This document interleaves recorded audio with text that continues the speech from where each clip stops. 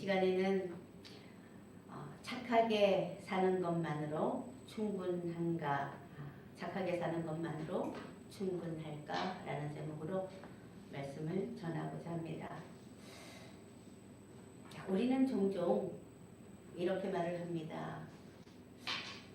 남에게 피해 주지 않고 착하게 살아가면 잘 살아가는 거지. 자, 오늘 본문에 보면 그렇게 착하게 살아가는 인물이 등장합니다.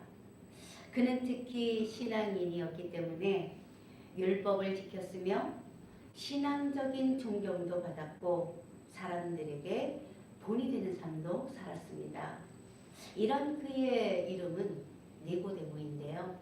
자, 이 니고데모는 어느 면으로 보나 사람의 시선으로는 그 어떤 오점도 발견해내기 어려울 정도로 모범적으로 착하게 살아가고 있었다는 것이죠.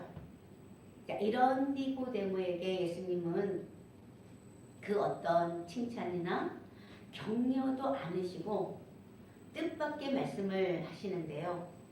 그 말씀은 곧 사람이 거듭나지 아니하면 하나님 나라를 볼 수 없다는 것이었습니다. 예수님의 이 같은 말씀은 사실 일반 사람들의 논리와는 매우 배치되는 말씀인데요. 자, 그렇다면 우리는 이 배치되고 있는 그 시점, 곧 착하게 사는 것만으로 정말 충분할까라는 그 질문에 대한 답을 모색해 봐야 할 필요가 있다는 것입니다. 왜냐하면 그것에 대한 답을 가질 때에 우리는 참된 삶으로 단장될 수가 있기 때문인 것이죠. 자, 그렇다면 예수님은 왜 착하게 잘 살아가고 있는 니고데모에게 잘한다라는 칭찬 대신에 거듭나야 한다는 말씀을 하시는 것일까요? 자, 그것은 바로 착함은 사람의 기준을 만족시킬 수는 있지만 하나님 나라의 기준은 아니기 때문이라는 것입니다. 자, 니고데모라고 하면 이런 사람은 어떤 사람일까요? 자, 오늘날 우리 현대인의 기준으로 본다면 그야말로 오늘날 그리스도인들의 표본을 연상케 하는 여러 뛰어난 면모를 가진 인물이라고 할 수가 있겠습니다. 그는 실제로 종교적으로는 당시에 그 유대 민중들로부터 존경을 받아왔었던 그런 바리새인이었고요. 또한 정치적으로는 공회의 최고 기관인 사내들인 공회의 의원이었다라는 겁니다. 그리고 경제적으로 그는 또한 매우 윤택한 부자로 살아가고 있는 그야말로 그 어느 곳으로도 부족하거나 흠이 없는 그런 사람이었다는 것이죠. 자, 그런데 이런 그가 오늘 본문에 예수님을 조용히 찾아와서 공손하게 말합니다. 당신은 하나님께로부터 오신 선생입니다. 니고데모의 그 이 말 속에는요, 예수님에 대한 존경이 분명히 있습니다. 자, 그러나 그 존경은 있지만 신앙으로 인한 변화는 찾아볼 수 없다는 거예요. 자, 한마디로 그의 신앙은 외적으로 완벽해 보였지만 내적으로는 아주 심한 갈증 상태였다라는 것을 엿볼 수가 있습니다. 자, 이런 그가 예수님을 찾아왔던 것인데요. 그런데 니고데모가 찾아온 시간은 낮 시간이 아닌 밤이었다라는 겁니다. 자, 그렇다면 그는 왜 낮이 아닌 밤에 예수님을 찾아왔던 것인가요? 자, 그것은 바로 그가 하나님의 빛을 갈망했지만 그러면서도 동시에 그는 사람들의 시선을 의식했기 때문이라는 것입니다. 사람의 시선을 의식한다는 것은 곧 다른 사람의 평판이 좋게 되기를 바라는 마음에서 그 그렇게 되기 위하여 사람들은 착한 사람의 이미지를 갖추려 한다는 것입니다. 착함이 그 상황이나 환경에서 바르게 살아간다는 것을 염두에 볼 때에 종교적으로나 도덕적으로 바르게 살아간 니고데모에게는 분명 착하다는 것이 분명해진다는 것이죠. 자, 그러나 이러한 착함이 사람들의 사회나 상호간의 그 관계를 원활하게 해주기 때문에 사람들의 기준에는 만족으로 작용이 되겠지만, 자, 그러나 하나님의 기준의 이 착함은요, 전혀 미치지 못하는 불완전한 그 불완전함 자체일 수밖에 없다는 것이 확실하다는 것입니다. 영국의 문학 대표 작가였던 C.S. 루이스는 도덕적인 지성인이면서 기독교를 반대하지도 않고 또 무시하지도 않았던 인물입니다. 이런 그가 회심 이전에 자신을 이렇게 표현하고 있는데요. 나는 예수님을 위대한 도덕 교사로는 받아들였지만 주님으로는 받아들이지 않았다.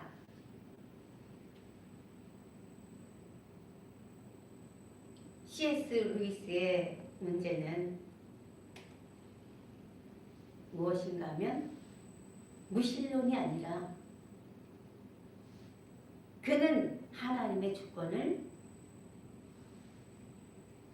인정하지 않고 자기의 그 주권을 그 하나님에게 넘기지 않은 그런 신앙이었다라는 겁니다.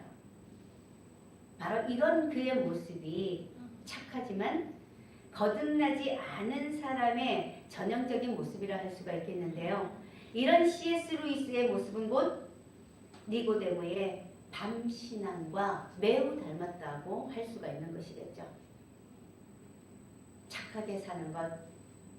많은 사람들의 의식 속에는 자신도 모르게 이 같은 논리 구조로 삶의 기반을 다지는 경우가 많습니다. 자, 그러나 착하게만 살아가고자 하는 삶에는 분명 예상을 초월하는 한계가 도사리고 있다는 거예요. 자, 그것은 무엇인가 하면은 첫 번째로 착함은요, 겉은 바꿀 수가 있지만 속마음은 새롭게 하지 못한다라는 것이죠. 착함은 행동이나 말은 조심스럽도록 하게 만들지만요, 그 내면까지 새롭게 만들지는 못한다는 것입니다. 또한 두 번째로 착함은 비교를 불러온다는 것이죠. 자, 이런 착함은 사실 상대적인 평가를 낳습니다. 예를 들어 어떤 것인가 하면요, 나는 착하기 때문에 저 사람보다 낫다는 것이죠. 네? 착한 사람들의 대체적으로 속마음이 이런 거 아닐까요? 내가 착하다면 난 저 사람보다 나아. 그죠? 어때요? 착함이라는 것은 항상 그래서 상대적인 평가를 불러온다는 것입니다. 자, 그렇기 때문에 이 착함 가운데서는 언제나 늘 누군가를 대상에 놓고 경쟁을 하려 드는 그런 구도를 만들어 간다는 것이죠.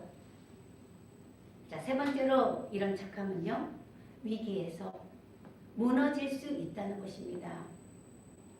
자, 예를 들어 착하게 살겠다고 다짐하는 경우에 평상시에는 그렇게 살아갈 수가 있어요.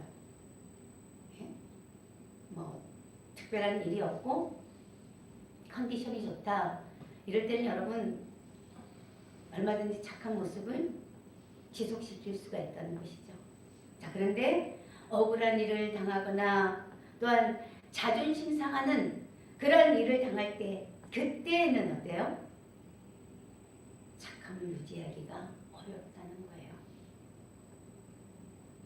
분노나 혈기가 솟구쳐 나올 때, 그때 이 착함의 지속력이 어떤가요? 사실 쉽지 않다는 겁니다. 자, 네 번째 착함이라는 것은 하나님 나라의 기준이 절대 아니라는 것이죠. 착함은 노력으로 가능합니다. 자, 그런데 하나님 나라에 들어가는 거듭남은요, 사람이 아닌 성령의 역사만으로 가능하다라는 거예요. 자, 이렇듯 착함은요, 우리를 조금 더 나은 사람으로 만들 수는 있지만 새 사람 즉 생명을 얻어서 구원을 받는 새로운 피조물로 만들어내지는 못한다는 것이죠. 때문에 예수님은요, 니고데모에게 더 착해지라고 말씀하신 것이 아니라 다시 태어나야 한다. 곧 거듭나야 한다고 말씀하고 계신다는 거예요. 자, 우리 3절 한번 갖고 가겠습니다. 3절. 3장 3절 시작. 예수께서 대답하여 이르시되 진실로 진실로 내게 이르노니 사람이 거듭나지 아니하면 하나님의 나라를 볼 수 없느니라. 아멘. 아멘. 자, 예수님의 말씀은 참으로 충격적입니다. 예수님은 니고데모의 삶을 조금 더 고치라 하신 것도 아니고 또 종교적인 업그레이드를 요구하신 것도 아닌 다시 태어나라시는 것이었습니다. 여러분 이해가세요?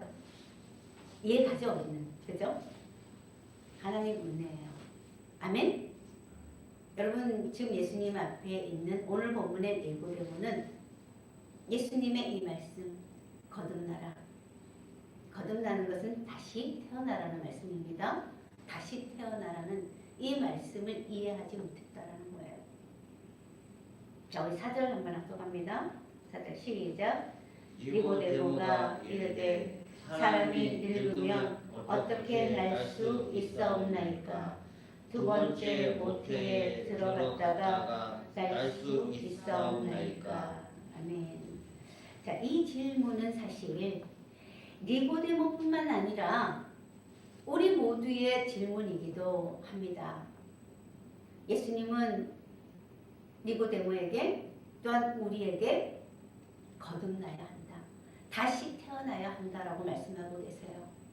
니고데모는 이 예수님의 말씀을 이해하지 못했기 때문에 아니 예수님 우리 지금 태어났는데요. 태어나서 지금 그래서 나이가 먹었습니다.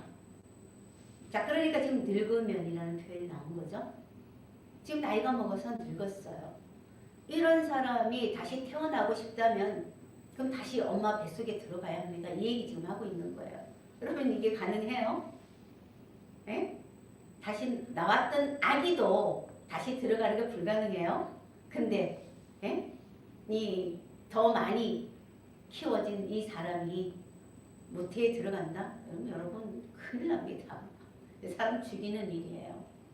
절대 불가능한 일이죠. 그게 도무지 이해가 안 가는 거야. 안 되는 건 줄 알면서 물어보는 겁니다. 왜? 궁금하니까. 자, 그런 이 니고데모와 우리 모두에게 예수님은 답해 주시죠. 그게 아니라 사람이 다시 태어나는 것은 물과 성령으로 나야만 다시 태어날 수 있는 거야. 이렇게 말씀하고 계신다라는 거죠. 자, 물과 성령이다라고 하는 것, 네, 뭐 잘 아시겠지만 보통 뭐 성령이라는 것은 성령 믿는 것 여러분 잘 아실 거고요. 이 물이라는 것은 말씀, 예수님의 말씀을 이제 나타내는 의미로 우리가 많이 알고 있습니다. 왜냐하면 이 말씀은 물처럼 우리에게 생명수로 우리에게 내어주시고 들어와 주시고 또한 우리의 영혼을 물처럼 씻어주시는 그 역할을 하시는, 그래서 물 없이는 절대로 생명체들이 살아갈 수 없는 것처럼 절대적으로 물이 필요한 것처럼 하나님의 말씀이 예수님이 곧 물처럼 우리에게 임하신다는 거예요. 그러니까 물과 성령이라는 이 말씀 바로 하나님 말씀과 성령님의 인도하심, 운행하심 이것을 의미하는 것이죠. 자, 그러니까 예수님께서 가르쳐 주신 말씀은 하나님의 말씀과 성령으로 그 인도하심을 통해서 너희가 거듭남이 일어난다라는 것이 되는 거야 라고 이렇게 정확하게 짚어주고 계신다라는 겁니다. 자, 이런 거듭남은요 하나님 나라에서 절대적 가치를 가지는 것입니다. 왜냐하면 거듭나지 않으면요 예수님께서 말씀해 주시는 것처럼 하나님 나라에 들어갈 수가 없기 때문이라는 거예요. 자, 그런데 이러한 거듭남은 보이지는 않지만 분명한 흔적은 남긴다는 것이죠. 여러분 지금 어떠세요? 여러분이 지금 거듭났는지 안 거듭났는지 중요합니까? 안 중요합니까? 반드시 중요하시죠? 왜? 하나님 나라에 들어가는 기본 전제니까. 그죠? 예수님 지금 그렇게 말씀하고 계시잖아요. 그죠? 자, 그렇다면 저와 여러분 모두는 거듭나야 돼요. 그죠? 자, 그렇다면 이 거듭남을 어떻게 확인할 수 있는가? 거듭남은 눈에 보이지 않는다라는 거예요. 육안으로 보이지 않는다라는 거예요. 자, 그런데 놀라운 것은 거듭남은 흔적을 남긴다는 것이죠. 자, 그러면 우리가 확인이 가능하겠죠? 자, 우리 8절 한번 각독합니다. 8절 시작. 바람이 임의로 불매 내가 그 소리를 들어도 어디서 와서 어디로 가는지 알지 못하나니 성령으로 난 사람도 다 그러하니라. 아멘. 자, 예수님은 바람을 예시로 드시는데요. 바람은 보이지는 않지만요. 그 결과는 분명합니다. 자, 그 결과라는 것은 바람이 불면 어때요? 방향이 바뀌고 모양을 바꾸어 놓게 되죠. 자, 이처럼 거듭남이 일어나게 되면요. 바람의 현상처럼 그 사람의 삶의 방향은 바뀌어지게 되고 또한 그 사람의 마음과 삶의 우선순위도 달라지게 된다는 것입니다. 따라서 이런 거듭남을 경험하는 사람에게 나타나는 특별한 삶의 변화는 곧 이전에는 내가 착한 사람이 돼야지 하는 것이 목표였다면 이제는 거듭났다라면 하나님과 동행하는 사람이 목표가 된다는 거예요. 어때요, 여러분? 너무 다르지 않습니까? 이전에는 착한 사람이 목표였는데 거듭난 후에는 어때요? 하나님의 사람, 하나님과 동행하는 그런 삶을 목표로 삼는다라는 거예요. 다시 말해서 거듭난 사람은 자기 인생의 주인이 자기에게서 하나님으로 바뀐 사람이라 말할 수 있는 것이 되는 것입니다. 실제로 니고데모의 그 신앙의 면모를 살펴보면요, 그는 3단계에 걸쳐서 변화를 나타내 보이고 있습니다. 자, 그 첫 단계는 요한복음 오늘 이 본문이죠. 3장에서 볼 수 있는 그 상태인데요. 자, 그 상태는 바로 숨은 신앙의 형태를 띠고 있다는 겁니다.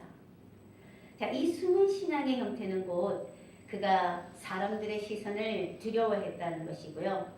그래서 그는 자신의 위치와 명성을 잃고 싶지 않았다는 것이며 때문에 그는 예수님께 질문을 했지만 공개적인 고백은 하나도 없습니다.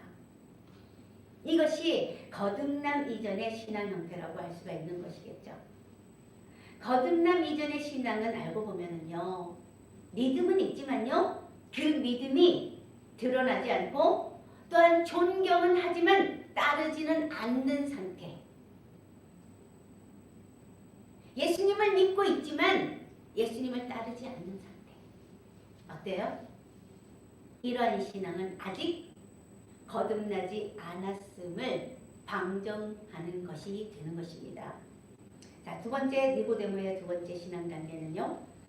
침묵을 깨는 신앙 상태임을 알 수가 있습니다. 자, 시간이 흘러서 사람들이 예수님을 정죄하려고 할 때 니고데모는 말합니다. 요한복음 7장 51절에 보면 우리 율법은 사람의 말을 듣고 그 행한 것을 알기 전에 심판하느냐. 자, 이 말은 짧지만요. 아주 위험한 발언이었습니다. 왜냐하면 이 니고데모가 말하고 있는 장소는 공회 안이었다라는 거예요. 여러분 공회 안? 네?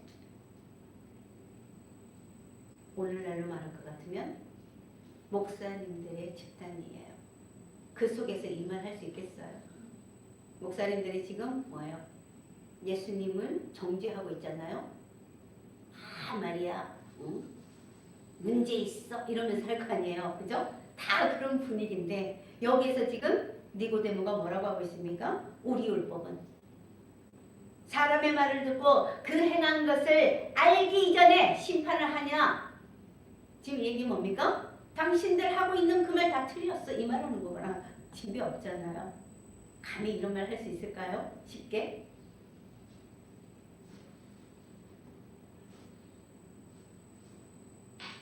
또한 이 니고데모는 그러한 적대적인 분위기 속에서 예수님을 직접 변호하고 있지는 않지만요. 그렇다고 예수님을 부당하게 정죄하는 데에는 동의하거나 동조하지 않고 있다는 겁니다. 자, 이것은 거듭남의 중간 증상이라는 겁니다. 자, 여전히 두렵지만요. 그러나 이제는 더 이상 침묵할 수 없는 상태. 그런 가운데서 신앙이 내 마음속에서 입으로 나오기 시작하는 그때라는 거예요. 그 상태라는 거예요. 그것이 이 믿음 안에서 거듭남의 상태로 가고 있는 중간 상태라는 거죠. 자, 이처럼 거듭남이라는 것은요. 어느 날 갑자기 완성형으로 나타나지는 않지만 신앙생활 가운데에서 조금씩 방향이 바뀌게 된다는 것입니다. 여러분 우리 충분히 가능하죠? 아멘? 네. 자, 세 번째로 니고데모의 세 번째 신앙 단계는요. 공개적으로 드러나는 신앙이라는 겁니다. 자, 예수님이 인류를 대신해서 십자가에 죽으신 후에 니고데모는 아리마대 요셉과 함께 예수님의 장례에 참여합니다. 요한복음 19장 39절에 일찍이 예수께 밤에 찾아왔던 니고데모도 몰약과 침향 섞은 것을 100리트라쯤 가지고 온지라. 자, 니고데모는 과거에 바로 오늘 본문이죠. 예? 자, 요한복음 19장의 상태에서 봤을 때는 요한복음 3장이 과거예요. 오늘 본문. 자, 이 오늘 본문에 예수님께 니고데모는 밤에 찾아왔었습니다. 근데 지금 19장의 이 상태는 어때요? 더 이상 그는 밤이 아니에요. 그는 이제 숨기지 않고 있다는 것입니다. 아니, 숨길 필요가 없다는 거예요. 여러분 보십시오. 예수님을 온 유대 사회에서 죽였습니다. 그런 예수님을 장사하겠다고 아리마대 요셉과 함께 지금 장례 장소에 이 시체를 직접 몰약과 침향 섞은 것을 100리트라쯤 가지고 왔다는 거예요. 여러분 당시에 이 몰약과 침향은요 상당히 비쌌다는 것입니다. 자, 그러니까 이 니고데모는 그야말로 재력가였다는 것이죠. 예? 근데 여러분 아무리 재력가라도 지금 이 100리트라는 100근쯤 되는 100근인데요. 여러분 100근 예? 쉬울까요? 그 비싼 그것을. 여러분 그 당시의 풍습에 의하면 이 100근쯤 되는 양의 모략과 침향을 시신에 넣어준다라는 것은 왕족에게서나 나타나는 그러한 상황이었다라는 거예요. 그럼 여러분 이 행위만 보더라도 니고데모의 이러한 모습은 수많은 사람들의 눈에 띄었을 것이고요. 그리고 시선을 받았을 거라는 거예요. 근데 지금 니고데모는 어떻게 하고 있습니까? 전혀 상관없다는 식으로 그렇게 행동하고 있다는 것이죠. 자, 그는 이제 어때요? 더 이상 자기의 그 신분이나 명성에도 집착하지 않은 채 내려놓고 있음을 알 수가 있는 것입니다. 자, 이런 니고데모는 이제 공개적으로 실패한 메시아의 시신을 자신의 이름을 걸고 장사하고 있다라는 거예요. 이렇게 거듭남이라는 것은요, 말의 변화, 곧 말뿐만이 아니라 무엇을 붙잡고 무엇을 내려놓으며 무엇을 감수하는가 하는 선택의 변화, 행동의 변화로 증명이 된다는 겁니다.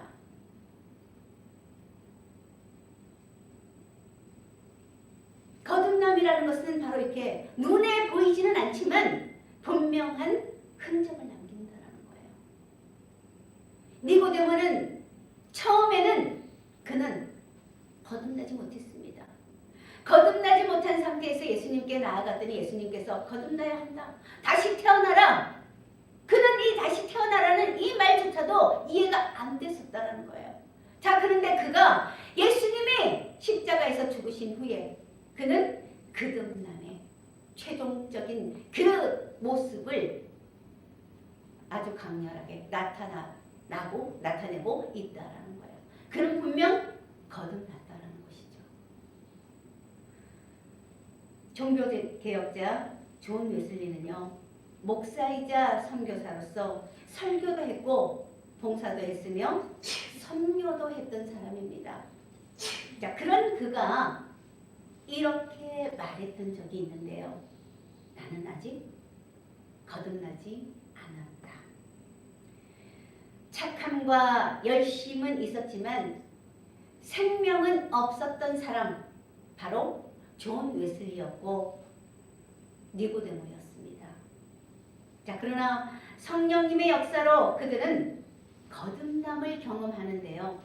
곧 그들은 거듭남의 과정을 통해서 인생의 주인을 자기에게서 예수님에게로 바꾸게 되었다는 겁니다.